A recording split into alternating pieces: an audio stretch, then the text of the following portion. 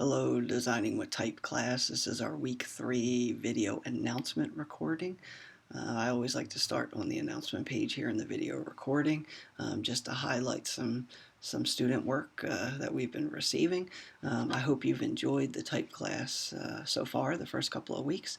I think we've created some really interesting solutions, kind of exploring the idea of typography beyond a sentence, a letter, a word, a number, a symbol, and really starting to push the envelope into the different areas that typography can affect visual communication. So some really nice beetle illustrations we received through the course of the week.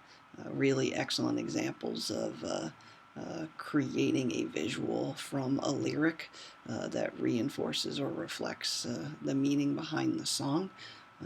As you'll see, the announcements, I've been embedding our video announcements, our week 1 assignments, creating that poster from all the letters, numbers, and symbols in a particular classic font. Got some really interesting solutions from that. Type anatomy, a really important aspect of typography, is understanding the terminology of the parts of the letter form. So infographics, great job there. So let's go ahead and navigate into our week 3. So we can take a look at what we have going on for week 3. 3240, Designing with Type. So week 3 is our learning activity. You'll notice at the very top I have our weekly voice thread. We're using that in lieu of our discussion board. It gives us a more interactive experience where students can, get an idea of the other students, their opinions, their voice, their tone, their reflection. So I think it's a really great tool that we've added to Blackboard. So this week's voice thread is all about designing with type using 3D lettering. There's a couple examples I've posted and some commentary on the 3D lettering experience as it pertains to advertising. Kind of see what you guys think about that. Your learning activity for the week is creating a couple designs using your initials. For me, it could be AM or AJM.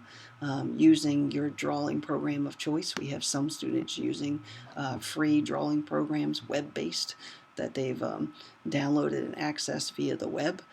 Some of you are using Adobe Illustrator, some may be using InDesign or Photoshop.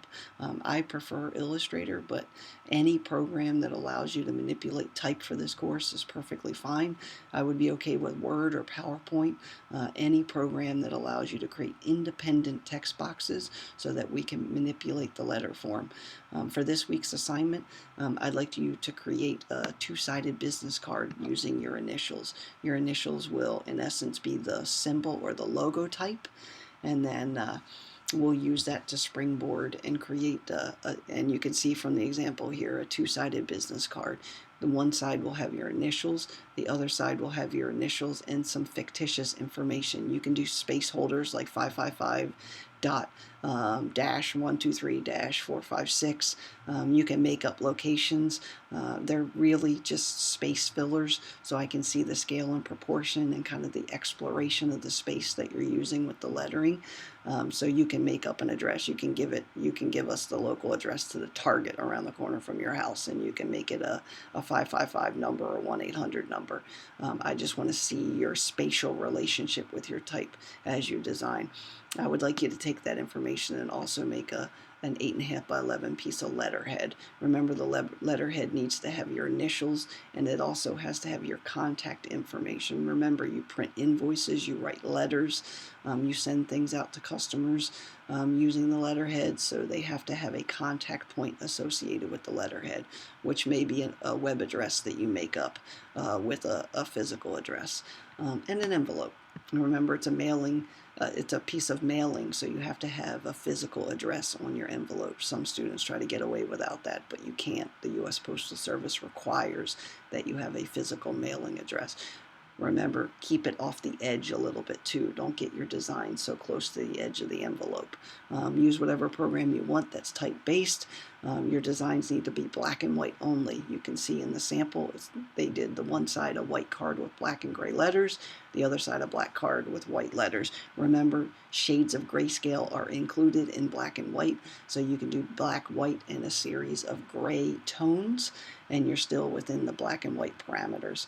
I can't wait to see kind of what you come up with. Remember, it's an exploration of typography. So for email, you can do E-dot, you can do email, you can do the abbreviations of it.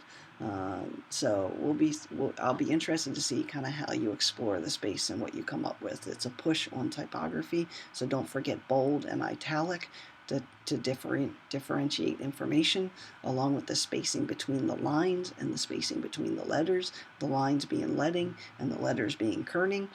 So let's see what you come up with. And also in the week 3 folder, I put together a couple of PowerPoint presentations that you might want to take a look at.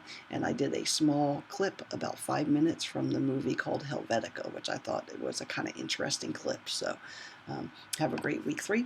And I look forward to the voice threads, and I look forward to the projects. And we'll keep exploring typography. Okay, bye.